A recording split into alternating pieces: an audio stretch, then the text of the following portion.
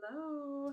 I'm doing another daily video as promised. I noticed that recently I've been really just feeling interested and pulled towards talking about gut health because I continue to have such I don't know, like a miraculous, like in my mind it's miraculous because it's my health and my body, right?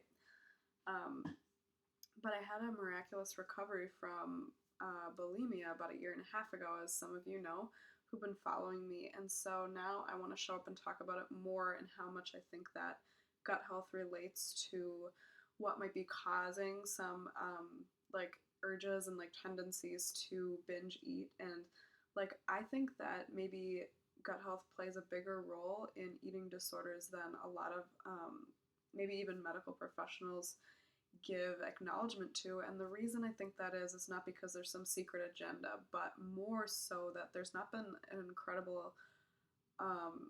large amount of research being done about it. In fact, I was kind of like looking into it recently and like what kind of studies have been done about gut health and the phenomenon that we hear a lot about called leaky gut syndrome. And there's not that many studies done, and I think there's one going on right now that I don't think has completed or been released yet about how gut health can, like the gut lining and how it can influence somebody's, their brain and like their signals in their body to like push somebody more towards a tendency of like a binging pattern or like relapsing if you have an eating disorder.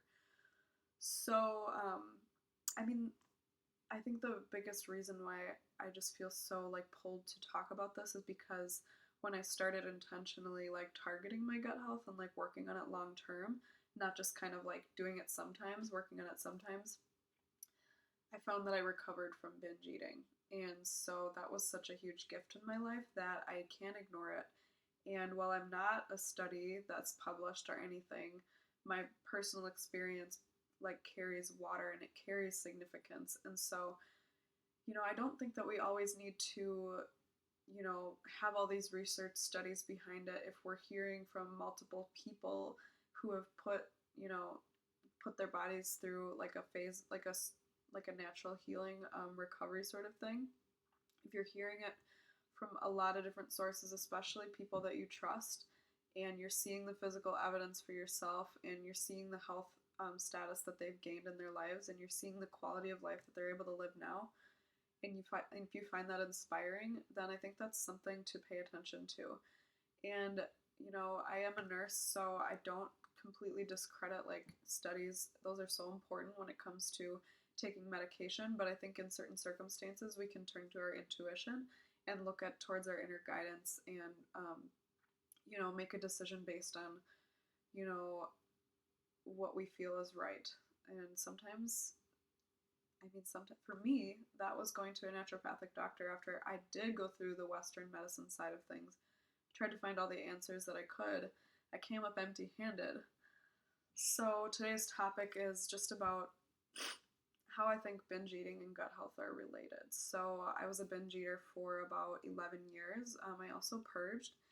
And so I often wonder how much that inconsistency in like eating and providing nutrients to my entire body for that long affected my gut lining. I have a theory that I did have what they call increased intestinal permeability when there's like a little bit bigger holes in the gut lining where certain things that aren't really supposed to get out of the gut get out into the bloodstream. I think that I was in a place of inflammation, and I think that, like, this is all, my speculation, this is all my theory. I think that, those types of things were causing so much inflammation in my whole system that it was manifesting in my skin, it was manifesting in my mental health, and also the way that my appetite was regulated, because it wasn't regulated. My appetite was all over the place.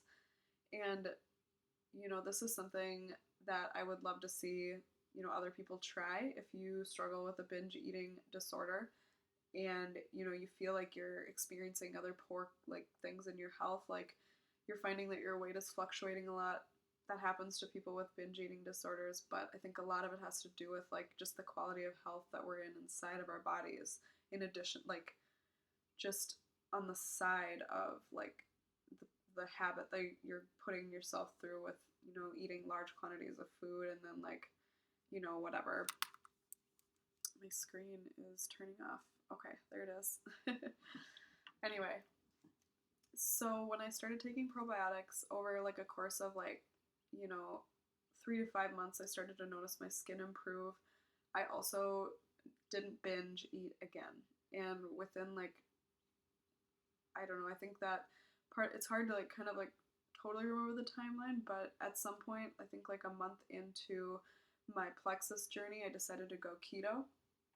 And after keto, I didn't binge or purge ever again. And so I think that this was like something that was like just this, it was what my body needed. I needed like these little stepping stones. I needed to be led through one step that got me and pushed me into the next place because it wasn't too much at once. And that's how I think that we come to lasting change and, nurturing our health over time and like coming to a place of, permanent well being in our health is like when we're able to do something and like implement certain things little by little that actually benefit us in the long term. So, that is all I have to say today. Thank you for watching, and I hope you have a wonderful, what is it today? Tuesday. Gosh. All right, bye.